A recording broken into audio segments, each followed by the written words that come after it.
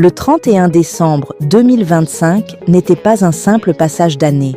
Ce n'était pas juste un réveillon, c'était une nuit de vérité, une nuit de consécration, une nuit de positionnement spirituel.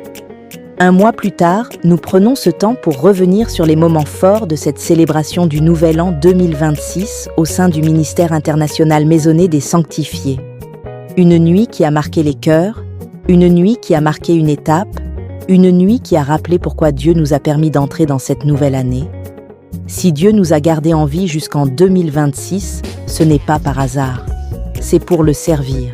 C'est pour marcher selon sa volonté. C'est pour aller plus loin, avec lui.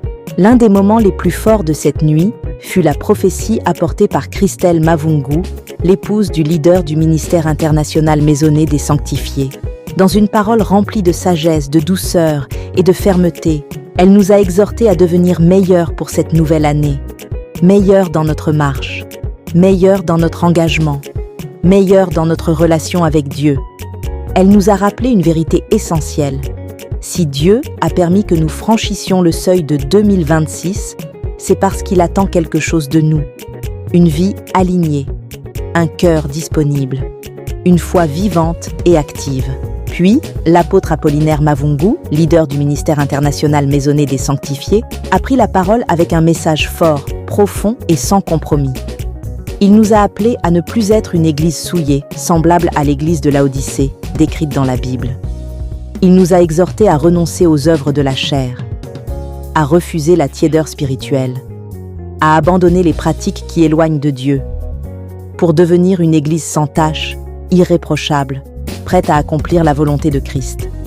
Ce message n'était pas une condamnation, c'était un appel à la transformation, un appel à la repentance, un appel à la sainteté. C'est ça Laodicée, l'église des démons, l'église de chercher l'argent, l'église de tuer pour un bonbon, l'église de détester, l'église des empoisonnements, l'église où il faut chercher à neutraliser les autres, l'église où il faut faire disparaître les gens.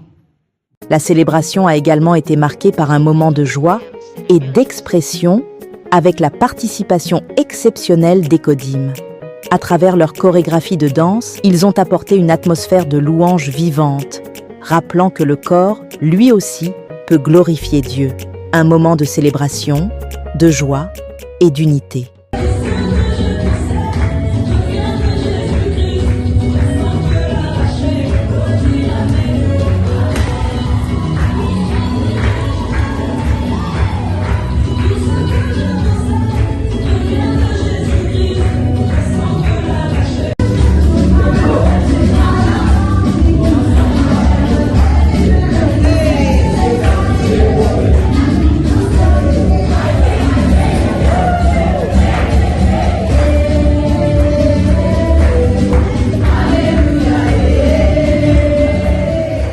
Et pour clôturer cette nuit mémorable, une surprise a profondément touché l'Assemblée. Un gâteau célébrant les 25 ans du ministère international Maisonnée des Sanctifiés.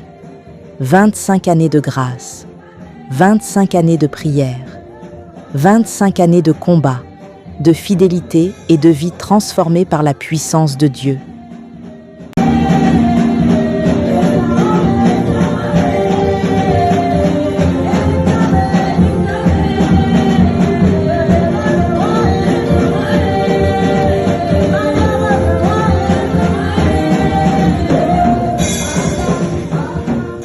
Ce réveillon du 30 et 1 décembre 2025 n'était pas une simple fête. C'était un rendez-vous divin, un appel à la maturité spirituelle, un appel à l'engagement, un appel à marcher pleinement avec Dieu en 2026. Que ces paroles continuent de résonner dans nos cœurs, que chacun prenne la décision d'être une lumière, une pierre vivante et un instrument entre les mains du Seigneur.